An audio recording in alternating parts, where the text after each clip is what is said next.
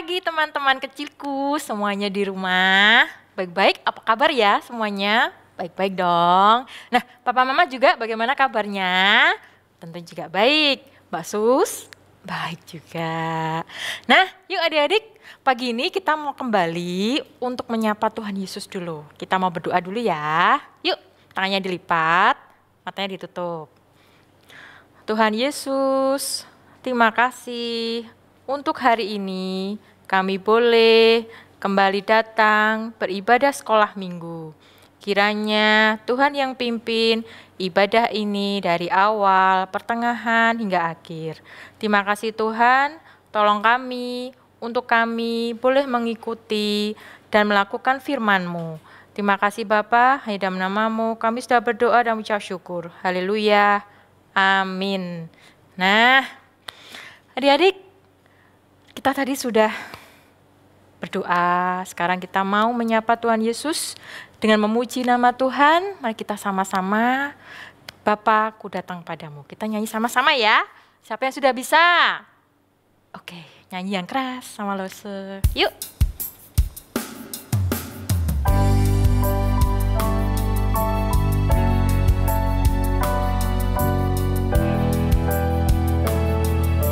Bapakku datang padamu.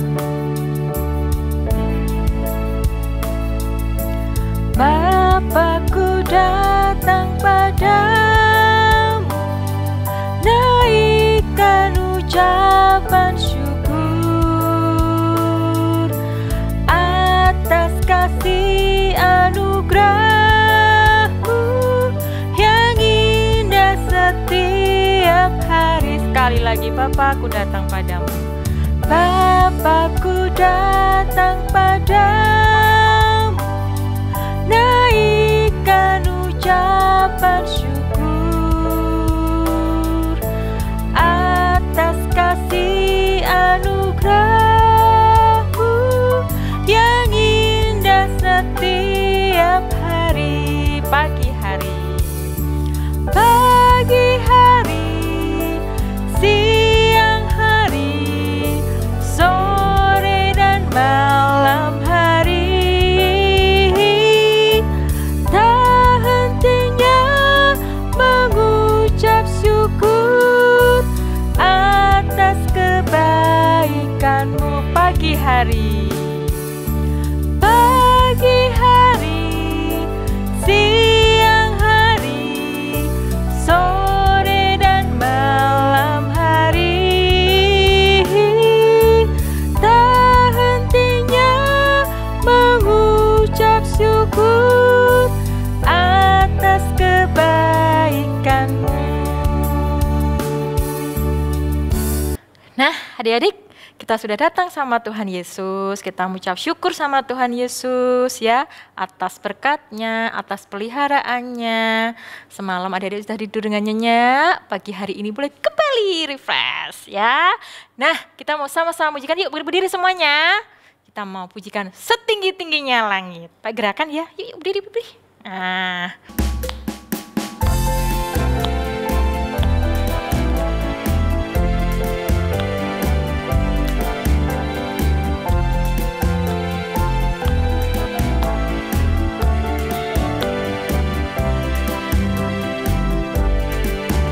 setinggi-tingginya langit, lebih tinggi kasih Yesusku.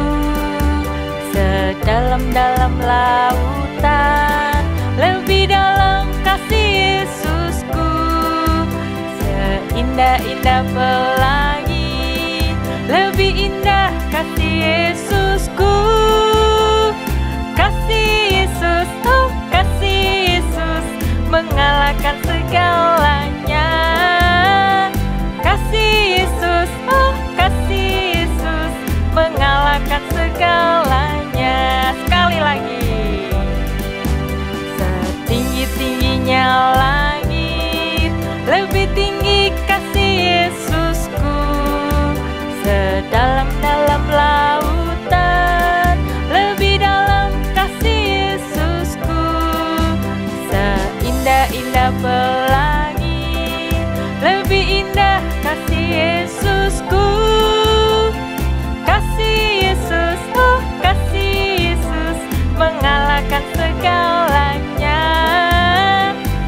kasih Yesus, kasih Yesus mengalahkan segalanya.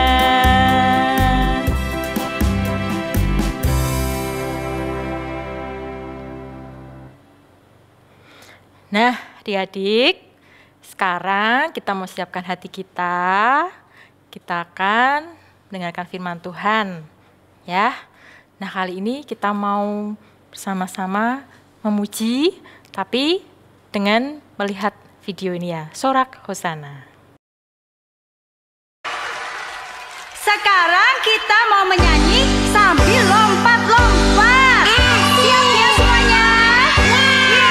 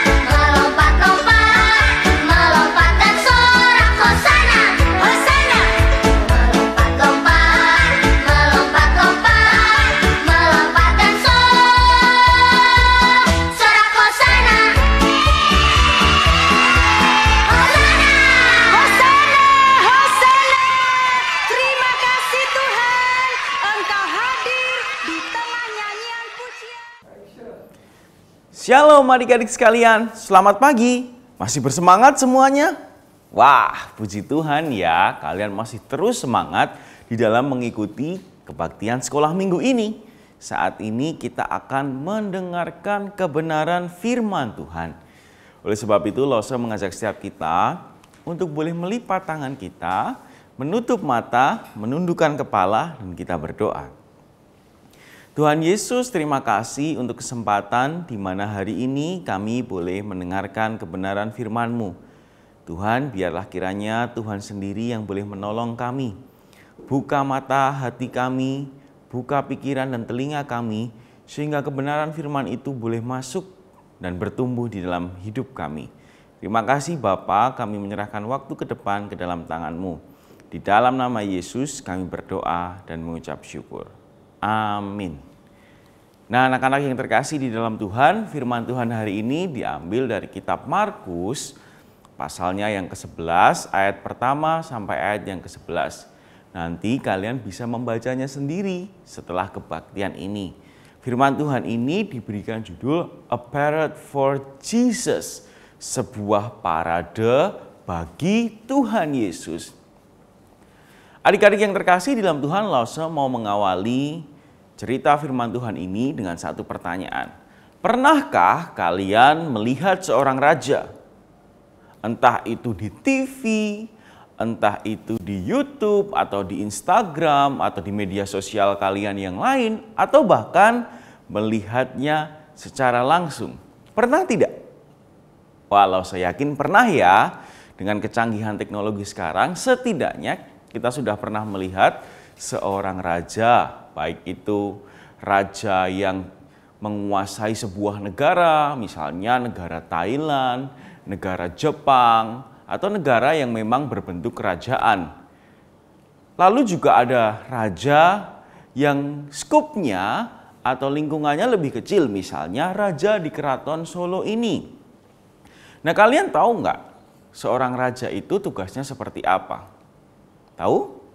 Seorang raja itu tugasnya adalah menjadi pemimpin bagi orang-orang yang berada di wilayah kekuasaannya. Itulah seorang raja. Maka seorang raja itu akan dianggap sebagai orang nomor 1 di lingkungan tersebut. Dia akan mendapatkan fasilitas yang begitu mewah. Dia akan mendapatkan penjagaan yang begitu ketat. Tidak boleh seorang raja itu tidak dijaga. Sangat berbahaya sekali. Dia mendapatkan mungkin kekayaan yang luar biasa dengan menjadi seorang raja. Dan yang terpenting adalah banyak orang akan mengagung-agungkan raja tersebut.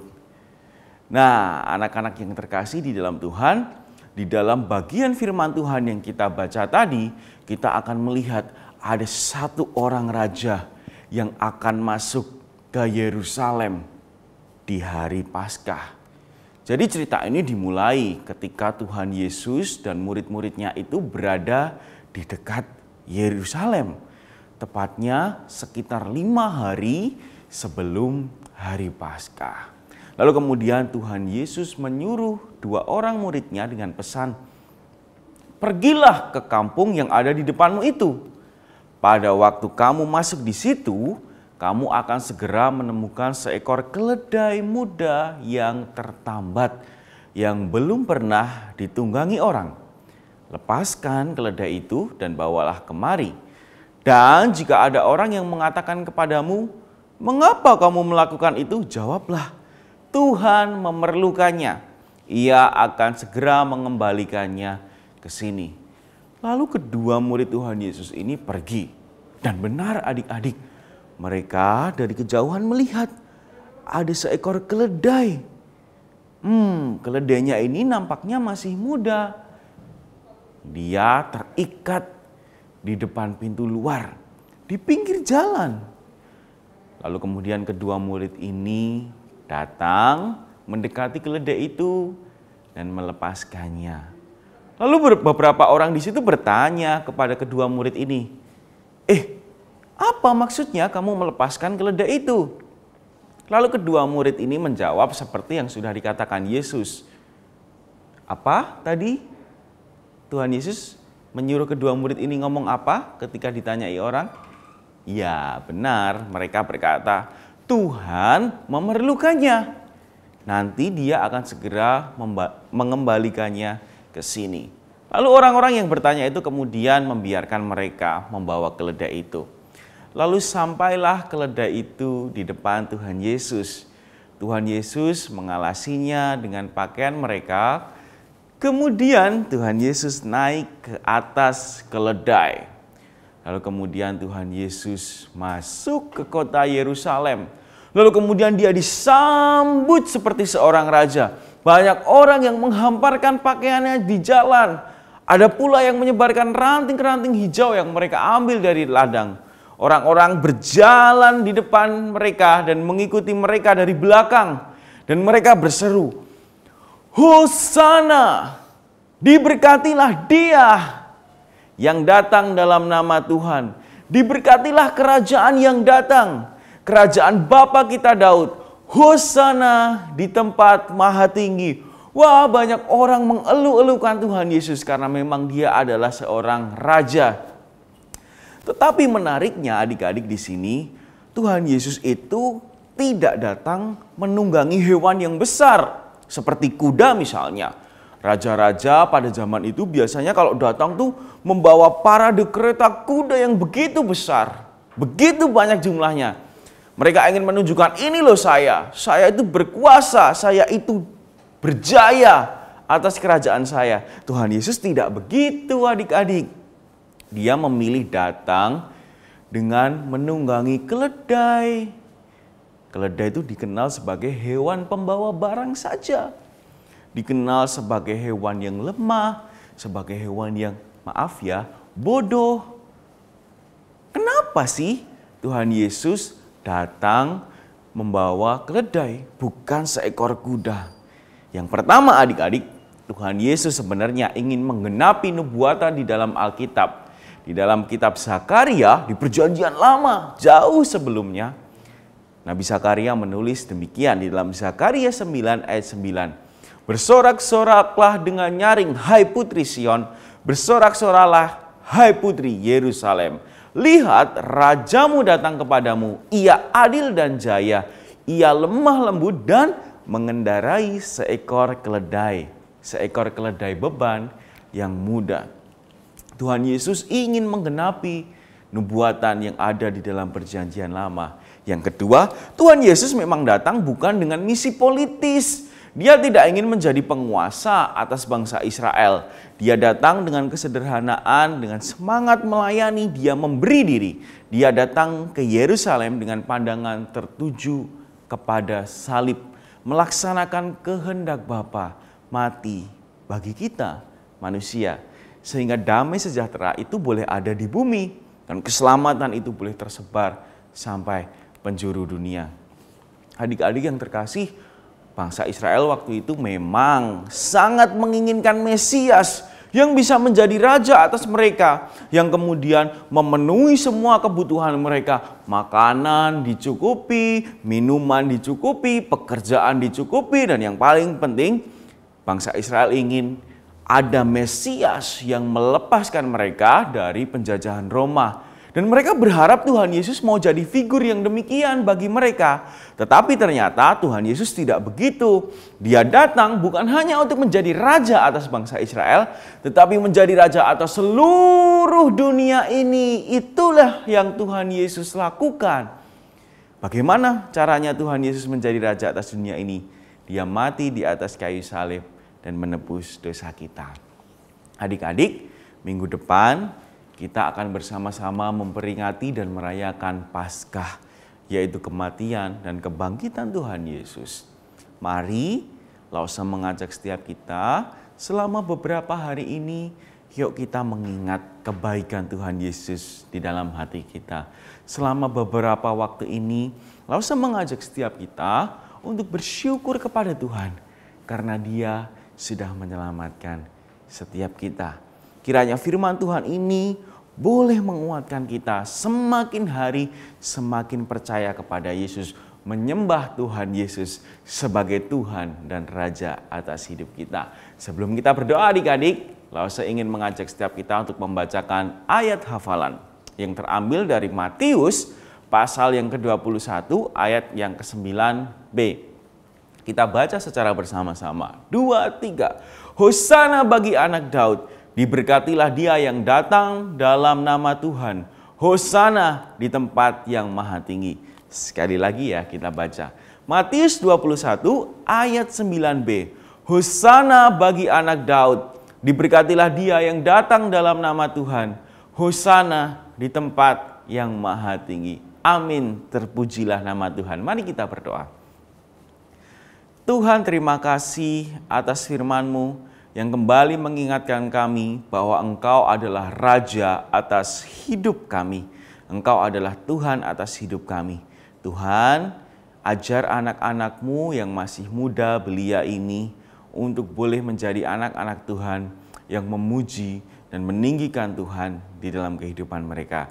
Terima kasih ya Tuhan, kami menyerahkan waktu ke depan ke dalam tangan-Mu. Di dalam nama Yesus kami berdoa. Amin.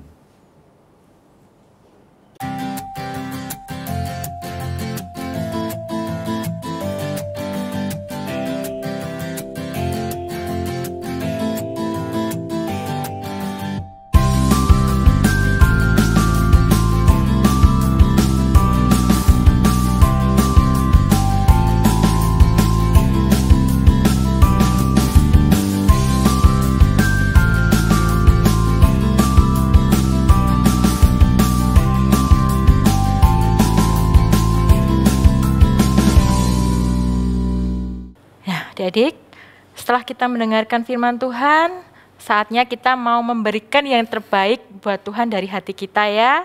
Kita mau ucap syukur atas apa yang telah Tuhan berikan kepada kita selama 1 minggu ini ya.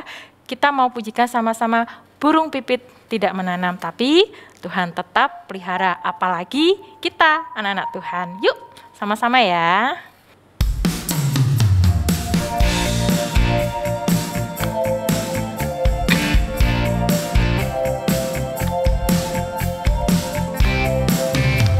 Burung pipit tidak menanam, tapi Tuhan beri makan. Bunga bakung tidak memintal, tapi Tuhan dandani. Terlebih aku, anak-anaknya, pasti Tuhan pelihara. Terlebih aku, anak-anaknya, pasti Tuhan berkati. Sekali lagi. Burung pipit tidak menanam, tapi Tuhan beri makan. Bunga bakung tidak memintal, tapi Tuhan dandani. Terlebih aku, anak-anaknya, pasti Tuhan pelihara. Terlebih aku, anak-anaknya, pasti Tuhan berkati. Terlebih aku, anak-anaknya, pasti Tuhan pelihara. Terlebih aku, anak-anaknya, pasti Tuhan berkati. Kita mau mengucap syukur sama Tuhan atas berkat Tuhan selama ini pada kita. Yuk, lipat tangannya, tutup mata, kita berdoa persembahan. Tuhan Yesus, terima kasih untuk hari ini kami boleh kembali diberikan kesempatan untuk memberikan yang terbaik melalui persembahan ini. Kiranya persembahan ini boleh dipakai untuk pelebaran kerajaan-Mu di tempat ini. Terima kasih Tuhan, hanya dalam nama Tuhan Yesus kami sudah berdoa dan mengucap syukur. Amin. Nah, adik-adik, saatnya kita mau mengakhiri ibadah kita pada pagi hari ini. Jangan lupa kita mau bilang apa? Murid Kristus, mengasihi Tuhan, melakukan firman. Yes, sekali lagi ya. Murid Kristus, mengasihi Tuhan, melakukan firman. Yes, yes, yes. Sampai ketemu lagi, Tuhan Yesus memberkati.